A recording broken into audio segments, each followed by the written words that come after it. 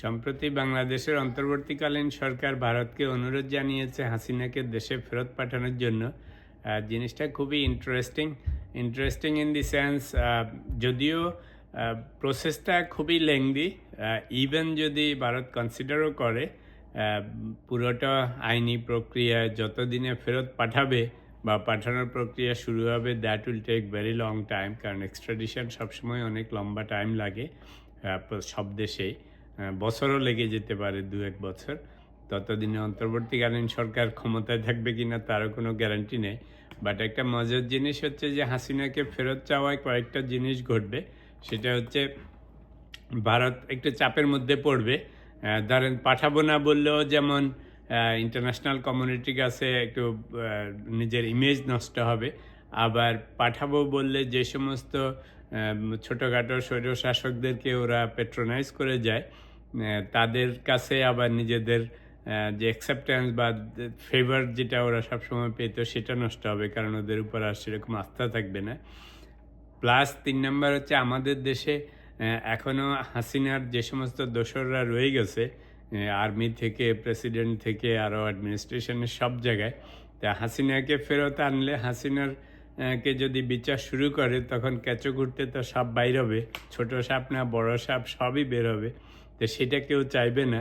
তো সেই জন্য হাসিনাকে দেশে আনা এটা সবার জন্য বিপজ্জনক এই জন্য যে সমস্ত গত 10-15 বছরে যত রকমের আয়নাগর থেকে শুরু করে যত রকমের অন্যায় অত্যাচার জুলুম খুন গুম রাজধানী যত কিছু হয়েছে, বাংলাদেশ মিডিয়ার থেকে জানা যায় বা যারা এর মধ্যে জড়িত ছিল বেশিরভাগ সময় ভারতের নাম আসে, ডাইরেক্টলি অর ইনডাইরেক্টলি। ইভেন শেষের দিকে আন্দোলনে আমরা দেখেছি টিভি মিডিয়াতে বা নিউজ পেপারে যে ভারতীয় সোলজাররা পর্যন্ত বা পুলিশ পর্যন্ত অংশগ্রহণ করেছে। কতটা সত্যি কতটা মিথ্যা এখনও তো জানা যাবে না।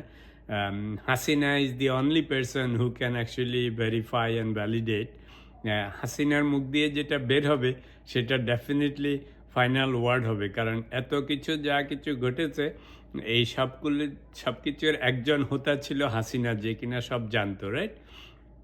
তো ফলে দেশি বিদেশি বিশেষ করে ইন্ডিয়ান এবং বাংলাদেশে পুলিশে আর্মিতে নেভিতে এয়ারফোর্সে বা যে অ্যাডমিনিস্ট্রেশনে যত জায়গায় যত কিছু যত লোক আছে, তো হাসিনার মুখ খোলা মানে সবার বিপদে পড়া, রাইট?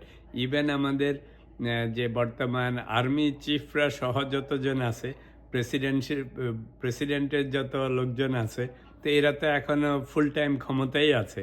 তো ও যখন আসবে, ও যদি কথা বলা শুরু করে, চিন্তা করেন সবার কীরকম বিপদ, কারণ ও তো সব জানে।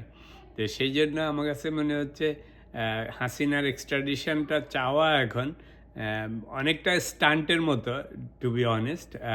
এবং আরও একটা জিনিস হয়তো করতে চাচ্ছে সরকার, স্টান্ট ইন দি সেন্স, সরকার জানে যে এক্সট্রাডিশন করার জন্য হাসিনাকে আনার জন্য দেশে যে পরিমাণ লিগাল প্রসেস এবং প্রসিডিংসের মধ্যে দিয়ে যেতে হবে, that will take years for sure. Even Bharat যদি অ্যাগ্রিও করে অন প্রিন্সিপাল যে ঠিক আছে আমরা ফেরত পাঠাবো, but we have to do it through the legal process, right? তো that will take very long time. কিন্তু মজার ব্যাপার হচ্ছে বাংলাদেশের যে ইন্টারনাল যে সমস্ত লোকজন আছে, অ্যাডমিনের বলেন বা বিভিন্ন ফোর্সের লোকজন আছে বা যারা জড়িত ছিল গত 15-20 বছরের কুশাসনে, এরা তো কেউ চাইবে না হাসিনা আসুক মুখ খুলুক, কারণ এখন তো বেশিরভাগ মানুষই ভদ্রলোক হয়ে গেছে। যাদের স্টোরি জানা যায়নি তাদের তো আর স্টোরি জানা যাবে না। এই যে আয়নাগরের যে এত আয়নাগর, এত মানুষের প্রতি অন্যায় অত্যাচার হয়েছে গত 10-15 বছরে, শয়ে হাজার হাজার লোককে করেছে ঢাকা শহরে বা দেশের বিভিন্ন অঞ্চলে। তো ওগুলিতে একজন মাত্র অফিসার বা 5 জন মাত্র অফিসার করেনি, right? It was a huge network administration. তো তাদের নাম তো আমরা জানি নাই, কেউ জানে না। কিন্তু হাসিনা একমাত্র পার্সন, একবার যদি সে কথা বলা শুরু করে সব কান টানলে মাথা আসে, সবাইকে বের হয়ে আসতে হবে। তো সেই জন্য আসলে ইন্টারনালিও কেউই চায় না হাসিনা আসুক। আরও একটা জিনিস আছে, শুরুর দিকে আমি বলেছিলাম যে অনেকে বলেছিল হাসিনাকে দেশে আনতে হবে, বিচার করতে হবে, ভারতের যেতে দেওয়া ঠিকই হয়নি। আসলে হাসিনা দেশে আসলে অবভিয়াসলি আওয়ামী লীগের তো প্রচুর নেতাকর্মী আছে, রাইট? দেশব্যাপী আছে, ভালো মানুষ খারাপ মানুষ সবই আছে। তো এই সমস্ত লোক যখন নেত্রী ফেরত আসবে অবভিয়াসলি তাদের আবার সাহস বেড়ে যাবে। যখন হাসিনা পালিয়ে গেছিল তখন আপনার অবভিয়াসলি আপনার নেতা যদি পালিয়ে যায়, কর্মীরা তো একটু মনোবল হারিয়ে ফেলে, ভয় পেয়ে যায়। সবসময়ই হয়, আপনি যুদ্ধক্ষেত্রে যদি আপনার কমান্ডার পালিয়ে যায় তো এটা শুনলেই তো আপনার সোলজাররা মনে করবে আমাদের কমান্ডারই পালিয়ে গেছে, আর কি করব। তো সেই জন্য সেই সময় হাসিনা পালিয়ে যাওয়াটা অ্যাকচুয়ালি শাপে বর হয়েছে, অর্থাৎ ও পালিয়ে যাওয়াতেই দেশের সবাই খুব সাহস করে রাস্তায় নেমেছে। তারপরে আওয়ামী লীগের যত রকমের গুন্ডা পান্ডা ছিল বা ইভেন ভালো ছিল তারাও বয়স সব চুপচাপ হয়ে গেছে যে আমাদের কমান্ডারই পালিয়ে গেছে, এখন আর কি বলবো, রাইট? তা সেই জন্য সেই সময় সেটা ভালো ছিল। তো সেই জন্য আমি সবসময় তখনও মনে করেছিলাম যে হাসিনার দেশ থেকে চলে যাওয়াতেই বরং সুবিধা হয়েছে, কারণ সবাই দুর্বল হয়ে গেছে, কমান্ডার পালিয়ে গেছে, সোলজাররা আর কি করবে। ও বরং থাকলে গোলমাল করতো, জেলে নিলেও গোলমাল করতো, কারণ তখন লোকজনরা জেলের সামনে যে আন্দোলন করতো, রাইট? আপনি হাজার হাজার মানুষকে দমাবেন কেমন করে? কুশাসক হইলে আপনি পুলিশ দিয়ে, আর্মি দিয়ে, গুলি করে আপনি কন্ট্রোল করতে পারেন, কিন্তু যদি আপনি ইম্পার্শিয়াল নিউট্রাল ভালো গভর্নমেন্ট হন, আপনি তো জনসাধারণকে মারতে পারবেন না। ইভেন আওয়ামী লীগের যদি 1 লাখ কর্মী এসে আপনি জেলের সামনে হুলস্থুল করে, হাঙ্গামা করে, আপনি কি করবেন? কয়টাকে অ্যারেস্ট করবেন, কয়টাকে গুলি করে মারবেন?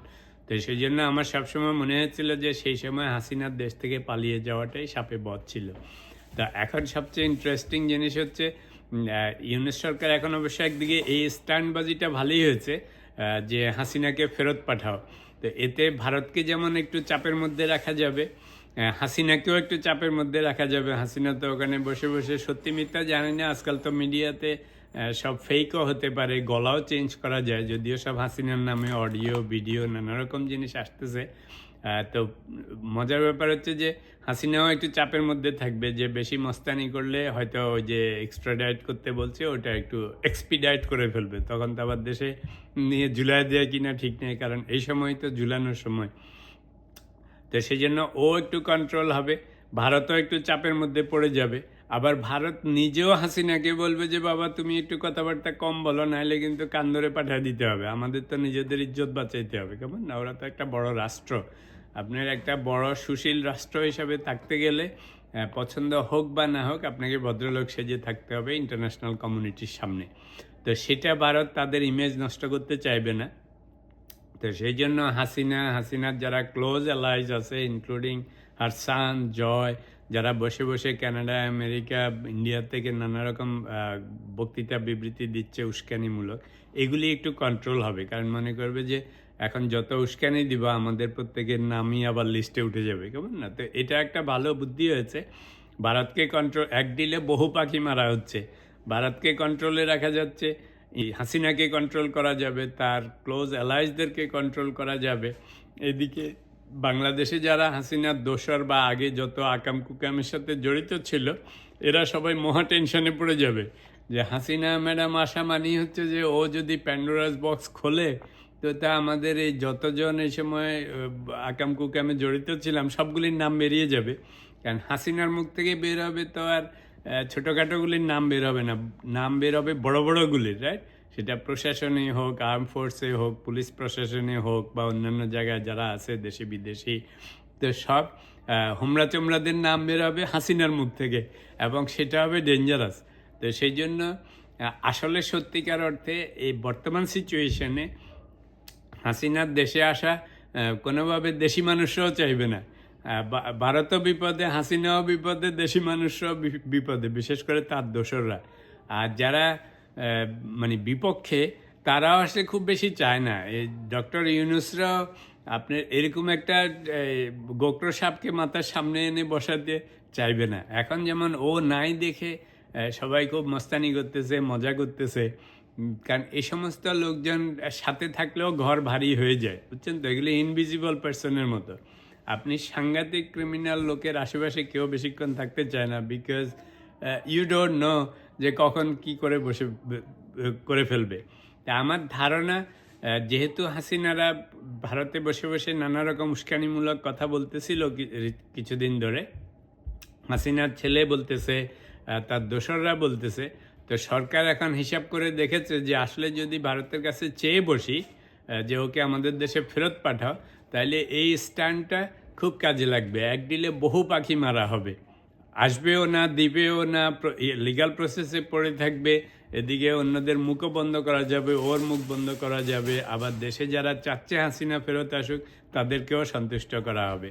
তো it's a great stand, it's a great, আর যদি ভালোভাবে to be fair to doctor Yunus government, যে ইটস এ গ্রেট মুভ, যে এক ডিলে বহু পাখি মারা।